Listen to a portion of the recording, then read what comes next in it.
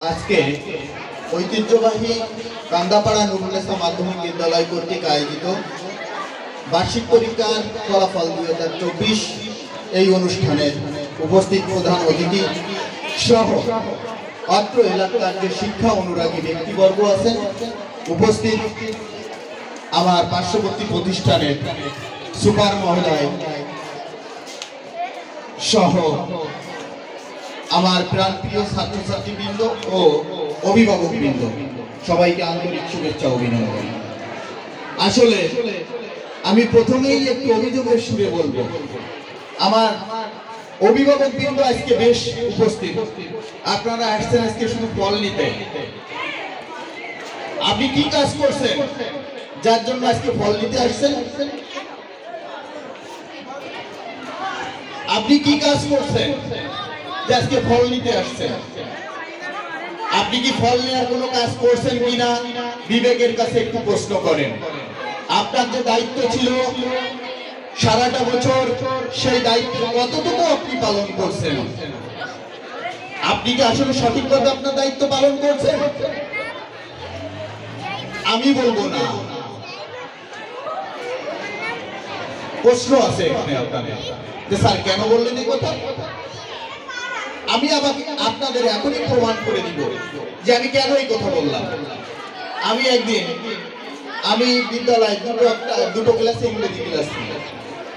আমি একদিন একটা ক্লাসে যে কোনো শিক্ষার্থীকে ক্লাসে যে ডাকলাম টেবিলের সামনে যে তুমি এদিকে এসো, নাম বলবো না, বুঝে যাবে। তা ডেকে বলছি সে ক্লাসের ফার্স্ট ক্লাস এবং সব দিক থেকেই সে ভালো। ওই শিক্ষার্থীকে ডেকে বলছি যে তুমি কতটুকু সময় পড়াশোনা করো, এবং অন্য স্টুডেন্টদের বললাম ওর কথা তোমরা খেয়াল করে শুনো। তখন বললো কি স্যার আমি এই করি, এটা তুমি করো বলে যার কারণে তোমার এই রেজাল্টটা হয়। পক্ষান্তরে অন্য শিক্ষার্থীদের বললাম কি যে ও যেটা করে তোমরা কি সেগুলো করো? এখন কেউ মুখ আর খোলে না, সবার মুখ বন্ধ। তাহলে এইখানে দেখা যাচ্ছে যে ওই শিক্ষার্থীরা আর কেউ বলতে পারতেছে না যে ও যা যা করে তারাও তার সমকক্ষ বা কাছাকাছি কোনো কিছু করে। ও বলে যে এই সময়টায় আমি পড়াশোনা করি, এই সময়টায় আমি নামাজ পড়ি, এই সময়টায় আমি খেলাধুলো করি, এই সময়টায় আমি বিনোদন করি। ও সময় ভাগ করে করে আমাকে বলল। সবাইকে বললাম কেউ মেধা নিয়ে জন্মগ্রহণ করে না, তার কর্মদক্ষতার ভিত্তিতে মা বাবার প্রচেষ্টায়, শিক্ষকের প্রচেষ্টায় তার মেধাটা তৈরি হয়। পৃথিবীতে সবাই সবার সাথে বেইমানি করতে পারে, তার কর্মদক্ষতা আর বা কাজ কখনো তার সাথে বেইমানি করে না। তার যোগ্যতম স্থানে তার কাজটাকে পৌঁছে দেয়। তো ওই শিক্ষার্থী বলল যে আমার মতো করলে সেই ক্লাসে যে তোমরাও পারবা। আমি অন্যান্য শিক্ষার্থীদের বললাম যে তোমরা ওর থেকে কোনো দিক থেকে পিছায় না, কোনো দিক থেকে পিছিয়ে না। তোমার দুটো হাত আছে, ওর দুটো হাত আছে, তোমার নাক কান গলা সবই একই খাবার খাচ্ছ, একইভাবে জীবন প্রবাহ করতেছো, একই টিচারের কাছে পড়তেছো, তোমারও মা বাবা আছে, ওর মা বাবা আছে। তাহলে মেধার ক্ষেত্রে এখানে কেন বিভাজন হচ্ছে? আমি পারি না বা এটা কঠিন, একটা স্টুডেন্টের না পারার মূল কারণ হচ্ছে এই দুইটা কথা, ওটা কঠিন বা আমি পারি না। এই পারি না চিন্তাটাই হচ্ছে না পারার মূল কারণ। ইংরেজি খুব কঠিন, পড়তে গেলে আমার ভয় লাগে, অঙ্ক খুব কঠিন, করতে গেলে আমি পারি না। এই যে না শব্দটা না পারার মূল কারণ। একবার না পারিলে দেখো শতবার, কবির ভাষায় আমি একবার না পারলে দুইবার চেষ্টা করি, দুইবার না পারলে তিনবার। আমি না পারলাম না, তার কারণে কাজটা ফেলে রাখলাম, আমার তো সেই কাজটা থেকে গেল। তাহলে আমার কাজটা কিভাবে সম্পন্ন হলো? তাহলে চেষ্টা করতে হবে।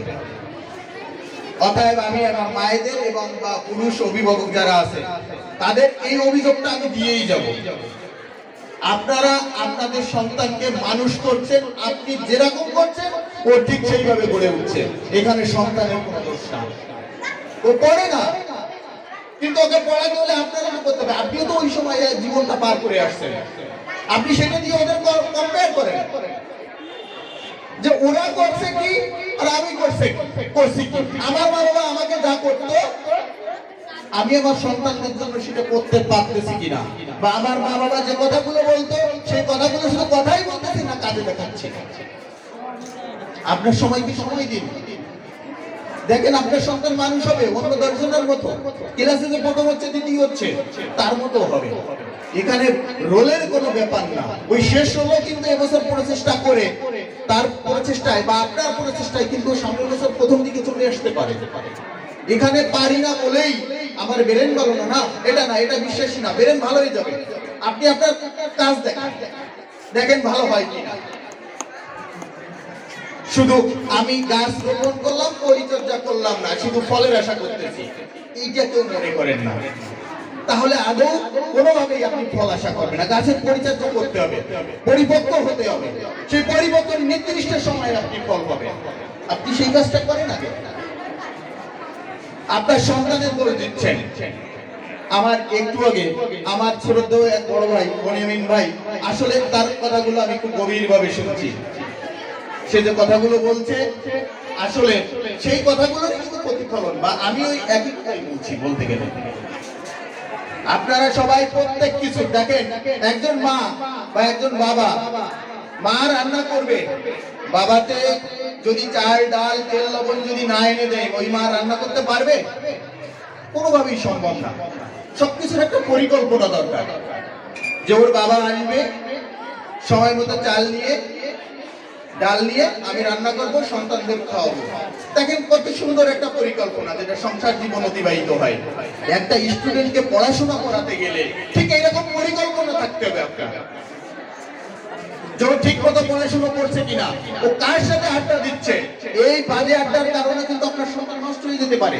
ও বাইরে কার সঙ্গে, বন্ধু কারা, সেই বন্ধুদের তাদের সৎসঙ্গে সর্ববাস, অসৎসঙ্গে সর্বনাশ। তাহলে ও কাদের সঙ্গে মিশতেছে, ও কোথায় সময় কাটাচ্ছে, এটাও আপনার খেয়াল করতে হবে।